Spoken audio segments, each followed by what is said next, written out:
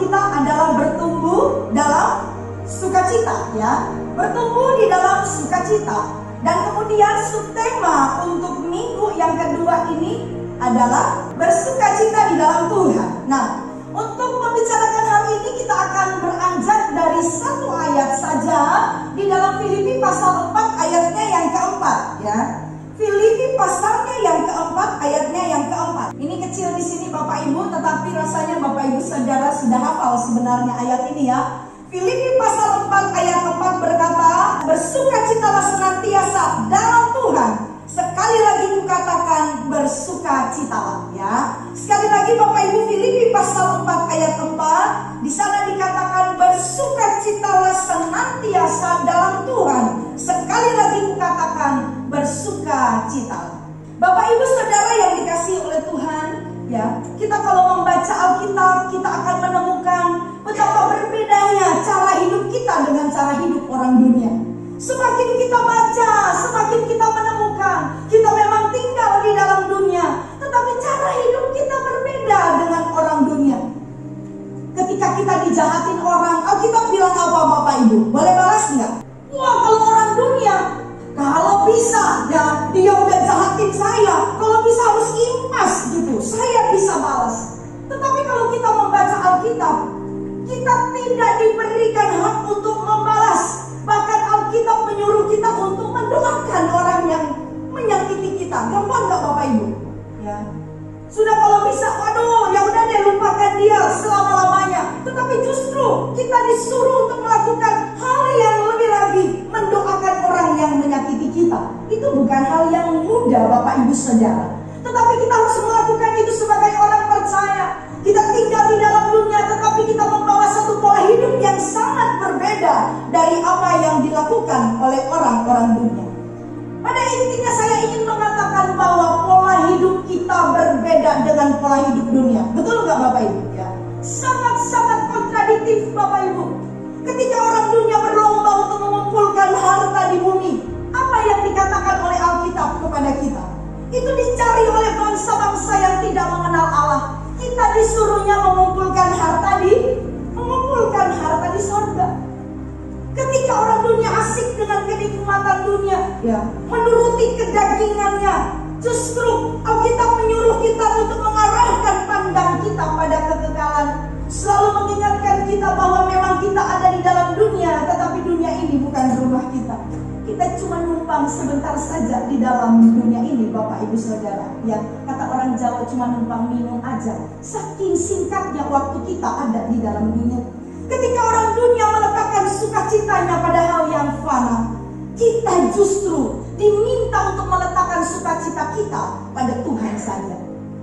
Beda nggak Bapak Ibu? Ya, kita harus akui bahwa apa yang dilakukan oleh orang percaya, dunia juga menyediakan itu Bapak Ibu. Ya, dunia tahu caranya meniru apa yang harusnya dilakukan oleh orang percaya. Ya, tetapi apa yang dilakukan oleh orang dunia itu KW Bapak Ibu. Ya, standarnya pasti jauh lebih rendah ketimbang apa yang dituntut oleh kebenaran Alkitab kepada kita.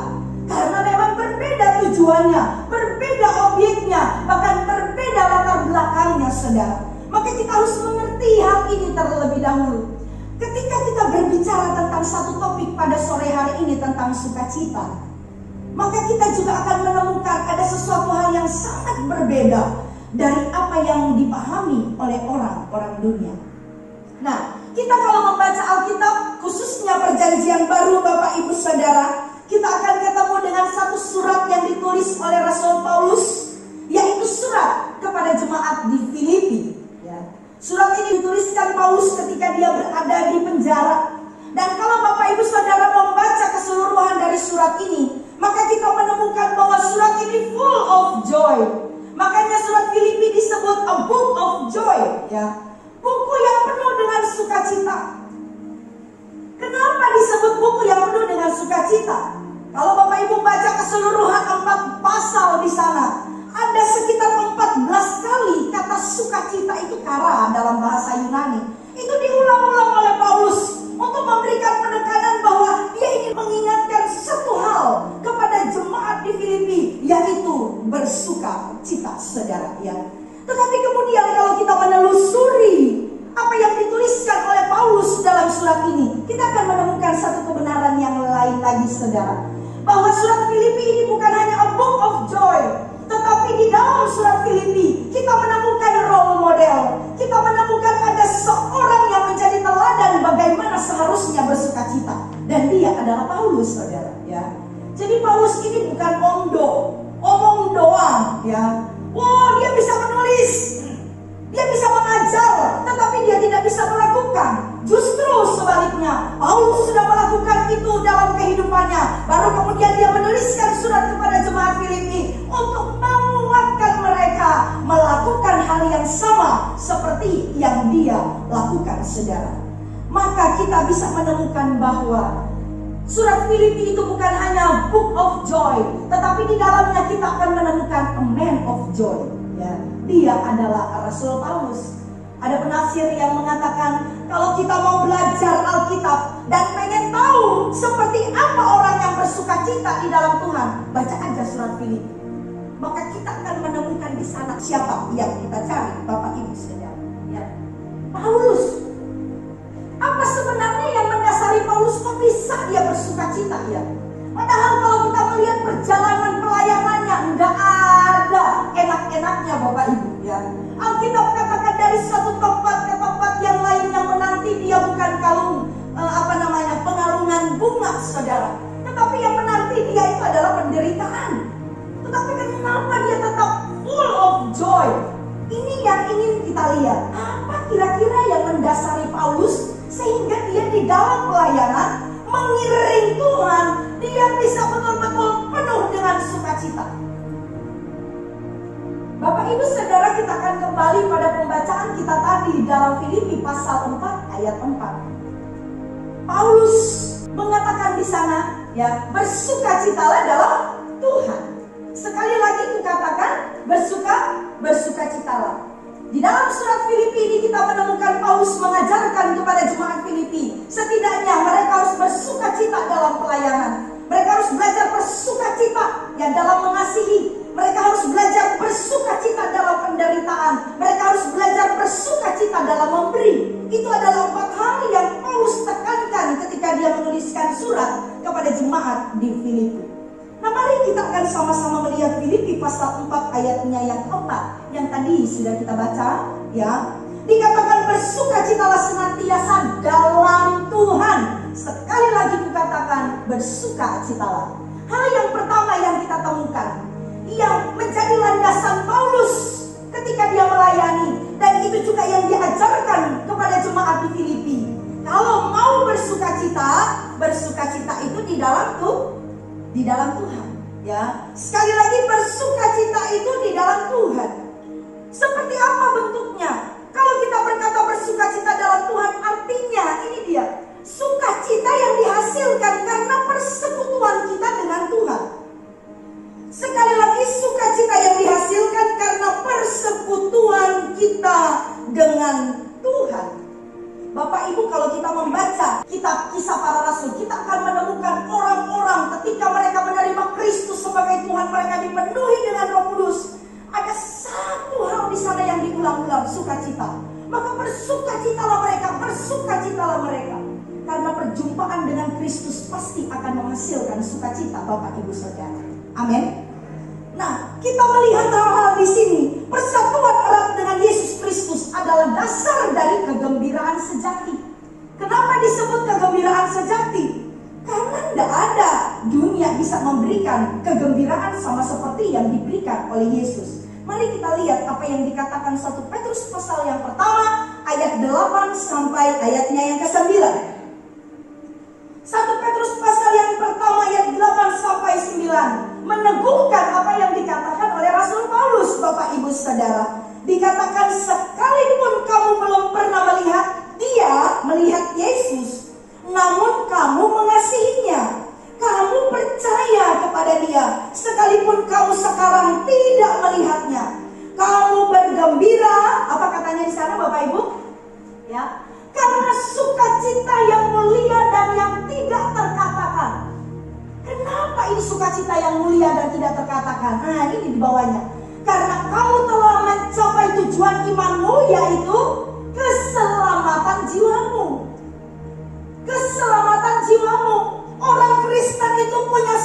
sukacita yang tidak bisa dibandingkan dengan sukacita yang diberikan oleh dunia. Bahkan tidak ada kata-kata yang bisa diuntai, dirangkai untuk menggambarkan betapa sukacitanya kita ketika kita menerima Yesus sebagai Tuhan. Kenapa demikian Bapak Ibu? Karena hanya Yesus yang memberikan keselamatan bagi jiwa kita. Kalau dikatakan kita bersukacita di dalam Tuhan, karena kita utang nyawa sama Yesus. Yesus yang sudah berkorban di atas kayu salib, melepaskan kita dari dosa kita. Maka itu yang menjadi dasar sukacita. Amin Bapak Ibu. Ya, itulah warisan yang kita terima dari Yesus. Maka dikatakan bersukacita di dalam Tuhan. Alasannya apa sih? Karena Dia sudah menebus kita dengan darahnya. Lunas kita Bapak Ibu dibayar. Melalui penebusannya itu maka dosa kita diampuni. Wow, itu luar biasa. Apa sih yang lebih membahagiakan dari orang kecuali ketika dosanya diampuni? Itu adalah sukacita yang tidak bisa digambarkan oleh apapun dan tidak bisa dihitung dengan apapun, ya Bapak Ibu Saudara. Ya, kita diberkati dengan semua berkat spiritual. Di mana itu? Di dalam Tuhan Bapak Ibu. Karena Dia adalah sumber, Dia sumber damai sejahtera, Dia sumber segala-galanya. Maka kita ketika kita bersukacita haruslah poinnya itu di dalam Tuhan Bapak Ibu Saudara, ya. Itu hal yang pertama.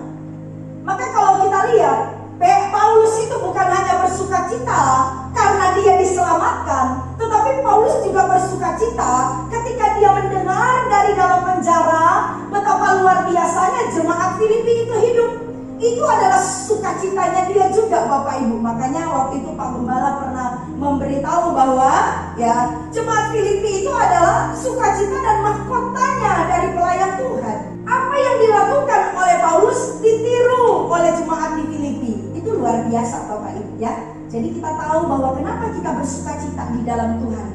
Karena sukacita itu diikat oleh persekutuan dengan Tuhan. Persekutuan yang seperti apa? Karya penebusan di kayu salib yang mengikat sehingga kita mendapatkan sukacita yang mengalir dari tempat yang maha tinggi.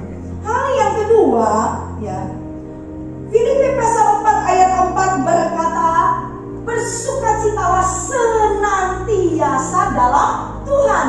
Sekali lagi kukatakan bersukacitalah. Ada satu kata di sini yang saya bold, ya, kata senantiasa. Bersukacitalah senantiasa. Artinya apa? Senantiasa itu adalah sebuah kegiatan terus menerus. Sebuah kegiatan yang tidak dibatasi oleh waktu, tidak dibatasi oleh peristiwa, terus menerus. Makanya ada lagu kan, dalam suka duka ku kan tetap tersenyum, diejek, difitnah ku kan tetap tersenyum, karena ku tahu Tuhanku Yesus sertaku. Apapun terjadi ku kan tetap tersenyum. Itu kan lagu anak sekolah minggu ya. Enjoy aja menghadapi hidup ya. Kenapa? Karena sukacita kita itu berasal dari Tuhan. Kalau sukacita ini ya diproduksi oleh Roh Kudus, berasal dari Tuhan sendiri, maka kita akan senantiasa bersukacita apapun keadaan kita Bapak Ibu Saudara ya. Sukacita itu akan konstan, sukacita itu akan tetap. Orang dunia aja bisa nyanyi hati senang walaupun tak punya uang. Oh gitu ya. Bisa happy, dompetnya kosong tapi bisa nyanyi dengan happy. Lalu kita apa Bapak Ibu ya? Seharusnya kita lebih punya semangat daripada orang-orang dunia. Bersukacita dalam Tuhan gak tergantung kondisi, tetapi konstan ya. Kalau kita berbicara soal frasa bersukacitalah senantiasa, itu artinya dalam segala keadaan kita bersukacita. Sukacita itu bukan pengalaman sesaat. Wah, hari ini waktu dapat berkat, kita happy.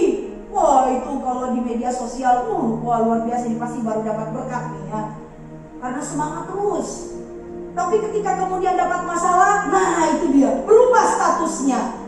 Kalau kita membaca di dalam Alkitab Bapak Ibu, sukacita dalam konsep Alkitab itu bukan lawan dari kesusahan hidup. Enggak ada itu. Justru Paulus mengajarkan kepada kita di dalam susah pun kita harus bisa bersukacita.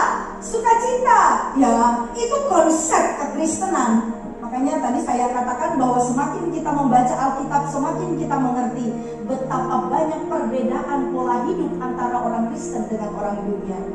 Ya, dan sebagai orang Kristen maka kita ada di dalam dunia, tetapi gaya hidup kita harus gaya hidup warga kerajaan surga. Nah, Bapak Ibu Saudara yang dikasihi oleh Tuhan, ya, saya mengambil sebuah contoh jemaat yang dilayani oleh Paulus, yang kepada mereka surat Filipi ini ditujukan, yaitu jemaat Filipi. Di dalam 2 Korintus pasal 8 ayat yang pertama sampai ayat yang kedua, ini adalah perkataan Paulus kepada jemaat di Korintus. Jadi Bapak Ibu, jemaat Korintus itu adalah jemaat yang sangat kaya. Ya, jemaat ini ada di sebuah wilayah di pelabuhan begitu ya. Kota Korintus memang terletak di pelabuhan, di pinggir pelabuhan, dan itu orang-orang kaya Bapak Ibu sebenarnya di jemaat itu. Ya. Tetapi mereka punya tangan itu terkepal. Kalau dibilang suruh memberi, tidak langsung mereka beraksi. Setahun sebelum Paulus mengirimkan surat 2 Korintus, mereka sudah janji sama Paulus bahwa mereka akan ikut membantu ya jemaat-jemaat yang ada di Yerusalem yang pada waktu itu sedang dilanda kelaparan dan mereka sedang menghadapi kemiskinan yang sangat hebat. Tapi sudah setahun ditunggu-tunggu oleh Paulus, nggak datang-datang juga itu sumbangan. Ya. Jadi memang di jemaat Korintus ini omong doang gitu ya. NATO katanya, no action, talk only gitu ya. Maka Paulus ingatkan, cara Paulus ingatkan seperti apa? Nah, ini dia sindiran halus sebenarnya Bapak Ibu Saudara. Dia mau ingatkan jemaat Korintus punya janji iman dengan cara dia menyebutkan jemaat di Makedonia yang keadaan mereka jauh lebih sulit, jauh lebih miskin, jauh lebih menderita, tetapi justru tangan mereka terbuka, mereka penuh dengan kemurahan. Kalau kita membaca dalam 2 Korintus pasal 8 ayat 1 sampai 2, Paulus bilang begini, saudara-saudara, kami hendak memberitahukan kepada kamu tentang kasih karunia yang dianugerahkan kepada jemaat-jemaat di Makedonia. Ya, kasih karunia yang dianugerahkan kepada jemaat-jemaat di Makedonia selagi dicobai dengan berat dalam pelbagai penderitaan. Apanya yang meluap? Sukacita mereka meluap. Ya, dicobai dengan berbagai penderitaan. Ada satu kata dalam bahasa Yunani itu namanya klipsis. Klipsis itu untuk menunjuk batu kilangan yang ada di rumah-rumahnya orang Yahudi, yang biasa mereka pakai untuk giling gandum, atau biasanya ada di kebun mereka, di ladang mereka untuk meras anggur gitu. Ya, itu batu berat banget itu. Ya, benar Pak Gum ya. Sangat berat, susah sekali satu orang untuk angkat. Dan jemaat di Makedonia diibaratkan mereka itu seperti ditindis, ditekan oleh batu kilangan. Tidak bisa buat apa-apa Bapak Ibu, serba kejepit mereka punya keadaan. Tetapi Paulus berkata, di dalam penderitaan seperti itu sukacita mereka tetap meluap. Nah, ini yang dimaksudkan oleh Paulus dengan bersukacitalah senantiasa. Ya. Di dalam keadaan apapun juga sukacita kita itu jangan berkurang standarnya. Jemaat di Makedonia adalah contoh yang diberikan oleh Paulus Bapak Ibu. Dan meskipun mereka sangat miskin, namun mereka kaya dalam kemurahan. Sangat miskin. Di sana dipergunakan satu istilah dalam bahasa Yunani untuk menunjukkan pengemis yang berharap koin terkecil dari orang yang lewat, tapi itu pun tidak ada yang diberikan kepada pengemis itu, gitu loh. Artinya betul-betul ini melarat Bapak Ibu, tidak punya harapan hidup apa-apa lagi. Tetapi justru dalam keadaan tidak punya, mereka belajar untuk memberi dari apa yang mereka punya. Luar biasa loh jemaat di Makedonia. Siapa itu jemaat di Makedonia? Bapak Ibu nanti membaca Kisah Para Rasul pasal 16 dan pasal 17. Bapak Ibu akan menemukan di sana ada 3 tempat yang didatangi oleh Paulus ketika dia masuk ke daerah Eropa. Yang pertama itu adalah jemaat Filipi. Ya, jemaat Filipi. Ada satu orang di sana, seorang wanita yang menjadi jemaat pertama yang menjadi Kristen di benua Eropa itu, yaitu Lydia. Ya, dia adalah penjual kain ungu dari Tiatira. Dia bersama dengan anggota keluarganya. Mereka menerima apa yang dikatakan oleh Paulus dan dibaptis. Saudara, mereka menyatakan diri sebagai pengikut Kristus. Makanya jemaat di Filipi itu rata-rata perempuan. Nanti Bapak Ibu kalau baca surat Filipi, yang berselisih juga ada 2 perempuan kan, Eudia dan Sintike. Karena mereka memang rata-rata perempuan, ya, bukan karena perempuan lalu berselisih. Maksudnya saya memang di situ jemaatnya perempuan kebanyakan, ya. Tapi yang kita lihat di sini adalah jemaat ini dibanggakan oleh Paulus. Maka betul kalau misalnya kita dengar apa yang dikatakan oleh Paulus bahwa jemaat ini adalah mahkotanya, sukacitanya, karena mereka memang melakukan apa yang diajarkan oleh Paulus.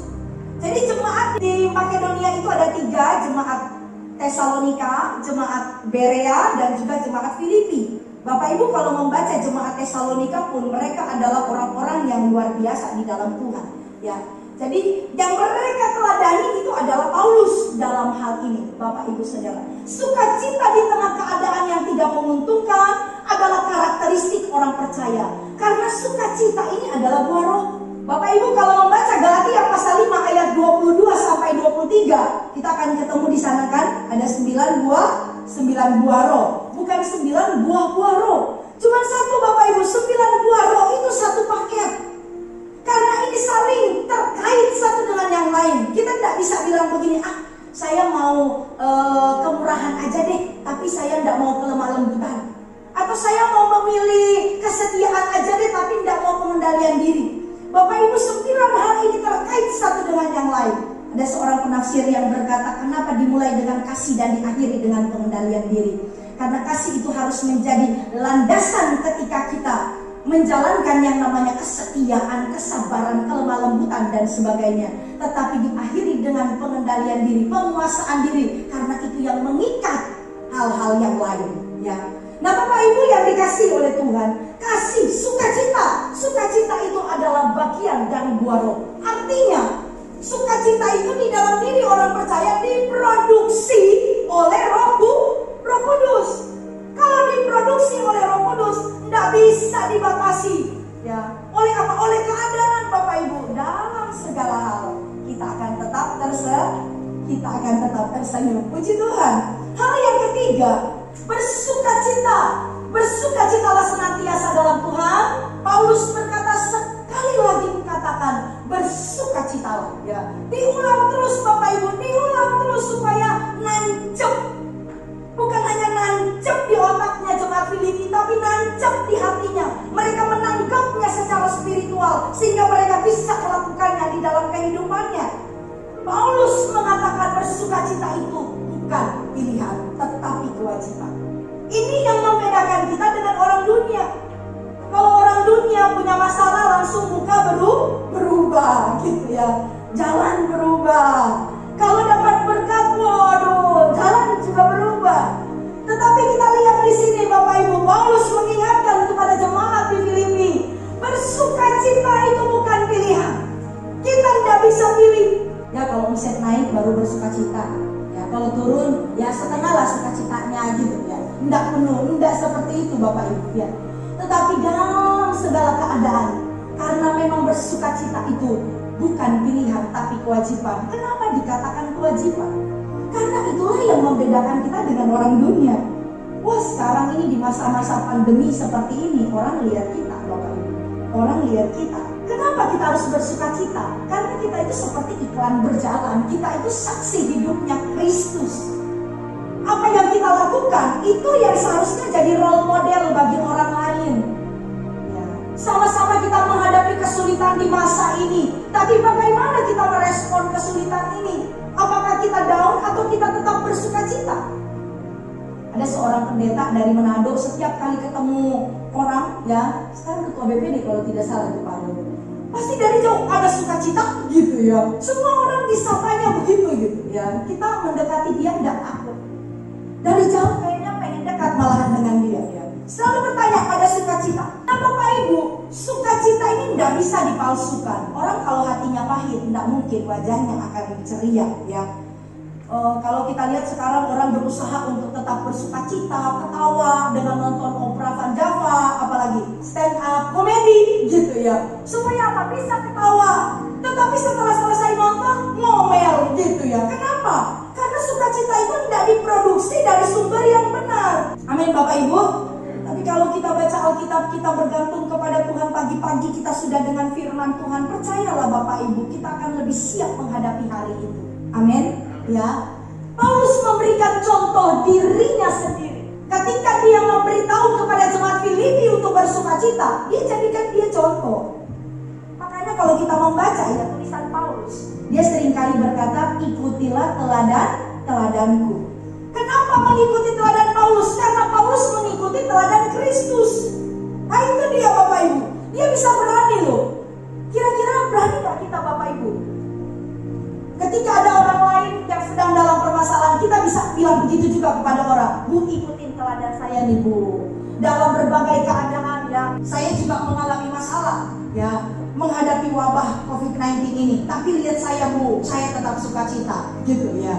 Bukan untuk membanggakan diri, tetapi untuk menginspirasi orang lain bahwa memang sudah seperti inilah seharusnya kehidupan seorang Kristen. Amin Bapak Ibu. Jadi orang bisa membedakan yang mana yang orang percaya kepada Tuhan dan mana yang tidak ya. Jadi Bapak Ibu, sukacita itu harga mati bagi pengikut Kristus. Apapun yang terjadi, bukan tetap tersenyum. Ini akan membuat kita menjalani hari-hari hidup kita akan happy ya. Kita tidak akan stres dengan apa yang terjadi meskipun ya kita menghadapi permasalahan yang sama. Percayalah Bapak Ibu, Yesus sumber sukacita itu ya. Selama Dia kita libatkan di dalam hidup kita, maka kita tidak akan kekurangan apapun juga. Amin. Buat firman Tuhan, Tuhan memberkati kita semua. Amin.